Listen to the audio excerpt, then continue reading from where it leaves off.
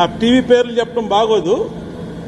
నేను ఆ రోజు ఉదయం 10 గంటలకు గుంటూరు వెళ్ళా, 11ంటికి గుంటూరు వెళ్ళా, 12ంటికి బయలుదేరి బయటకు వచ్చా. మళ్ళీ తర్వాత నిన్న సాయంత్రం పాదయాత్ర డోర్ టు డోర్ స్టార్ట్ అయినప్పుడు మాత్రమే మీడియాతో మాట్లాడా. మరి ఈ మధ్యలో స్టేట్మెంట్లన్నీ ఎవరిచ్చారు? నేను మాట్లాడకుండా, నేనేమి చెప్పకుండా ఎవరిచ్చారు ఈ స్టేట్మెంట్లు? ఎవరికీ తెలియదు.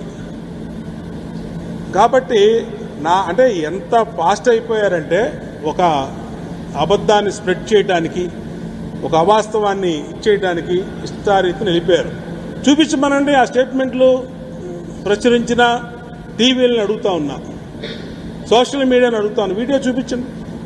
ఇప్పుడు బొండవమా ఇన్ని కెమెరాల ముందు ఇన్ని ఇదిలో మాట్లాడుతున్నావు, నాది ప్రతిదీ రికార్డ్ అవుతుంది. నిన్న నేను మాట్లాడా, అది రికార్డ్ అయింది.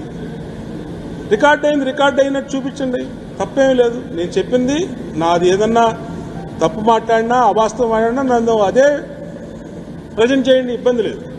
కానీ మాట్లాడని కూడా మాట్లాడినట్టు స్క్రోలింగ్లు వేసుకొని కొన్ని ఇచ్చేశారు. దానివల్లే ఈ గ్యాప్ అంతా పార్టీలో వచ్చింది. అది ఇప్పుడు పార్టీలో అడిగారు.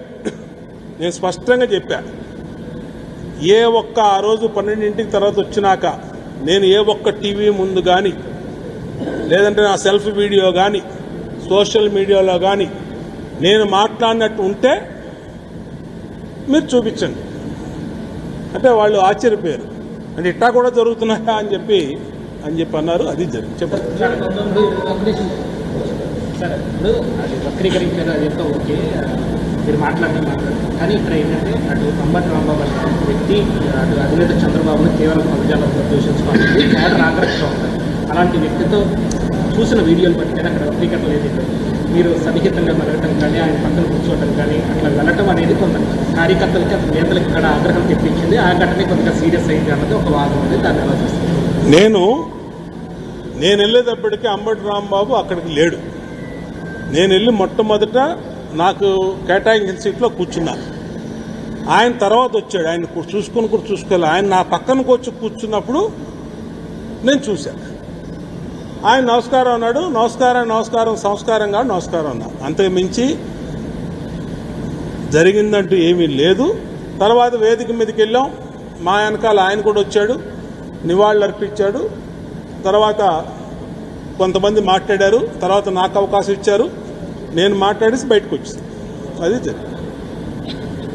అంటే 2019-2024 మధ్య మీరు దానాలు తెలిసి పనిచేశారు పార్టీలో. అధికారంలోకి వచ్చిన తర్వాత మీకు ఏమన్నా ప్రియారిటీ ఇవ్వట్లేదనుకుంటున్నారా? అది పార్టీ ఇష్టం అండి. పార్టీలో కొన్ని ఈక్వేషన్స్, కొన్ని ఇబ్బందులు ఉంటాయి.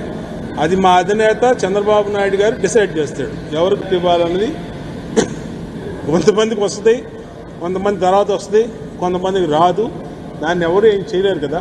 అది పార్టీ ఏ నిర్ణయం తీసుకున్నా అందరూ పార్టీలో ఉన్నప్పుడు పార్టీ అధినేత మాటని బాటని అనుసరించాలి, ఖచ్చితంగా అనుసరించాలి.